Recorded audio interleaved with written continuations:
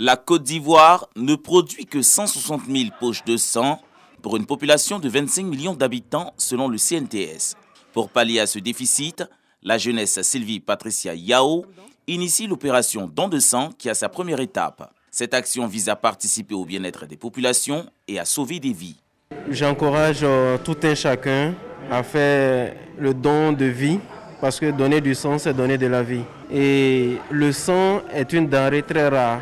Cette mobilisation de la jeunesse, Sylvie Patricia Yao, a suscité la joie du directeur du centre qui n'a pas manqué de saluer cette initiative. Ce sont des gestes de ce genre qui peuvent nous aider à combler ce gap-là. Et c'est pour cela que je tiens sincèrement et véritablement à vous dire merci. Le don de sang se fait 4 fois dans l'année. Tous les 3 mois, vous pouvez revenir faire le don de sang. Et je compte vraiment sur vous pour qu'ensemble, dans un élan de solidarité, nous puissions lever ce défi-là, qui est l'autosuffisance en produits sanguins en Côte d'Ivoire. L'appel est donc lancé aux populations qui devront accomplir ce geste noble. Nous connaissons les difficultés qui sont celles de Monsieur le Directeur Général. Nous sommes tous les jours confrontés à des demandes d'intervention afin d'obtenir du sang pour les malades. Et il était de notre devoir de venir appuyer les donneurs de sang habituels. Nous souhaitons que tout le monde se mobilise, notamment les cadres, les élus, les leaders d'opinion qui peuvent faire venir tous les jeunes afin que cette opération-là se pérennise. Après le Centre national de transfusion sanguine d'Abidjan, l'opération s'étendra aux autres centres de l'intérieur du pays.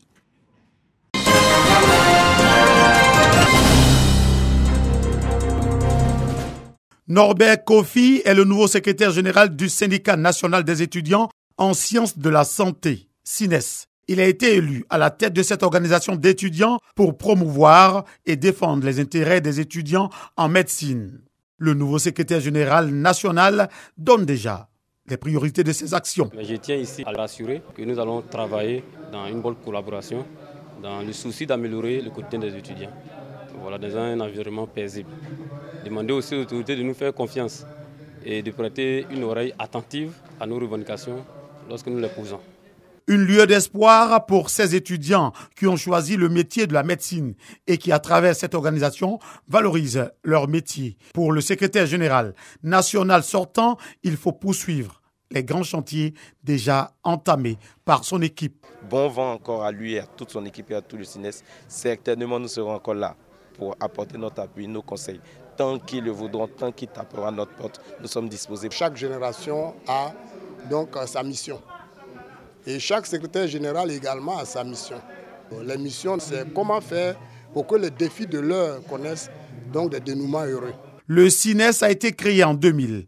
Après plus de 22 ans d'existence, ce syndicat entend aller plus loin. Le secrétaire général national est élu pour 2 ans de mandat.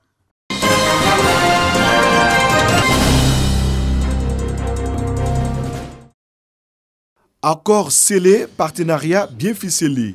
Le colonel Julien Yao, directeur général, ouvre les portes du secteur des affaires maritimes et portuaires au Burida.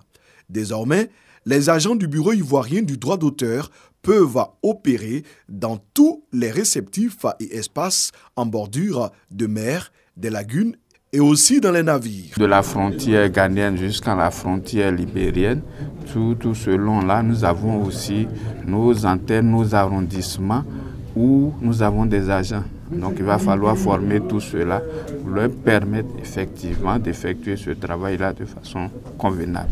Voilà, je pense qu'en conjuguant nos efforts, le Burida et nous pourrons effectivement atteindre les objectifs recherchés. Karim Ouattara, le directeur général, a dit sa volonté de toujours œuvrer au bien-être des sociétaires du Burida. L'année 2022 sera une année de challenge pour nous parce que, en dehors donc, de ces espaces-là et de ces communes, nous voudrions que tous les établissements publics nationaux, l'administration publique elle-même s'y mette également, qu'elle emprunte le chemin, le train du droit d'auteur et que partout où il y a l'expression des œuvres de l'esprit, que ceux qui le font aient l'autorisation et qu'ils puissent s'en acquitter. Ce partenariat vient élargir le champ d'action et l'assiette de perception du Burida. Le Bureau ivoirien du droit d'auteur multiplie depuis quelques années les actions dans tous les secteurs d'activité.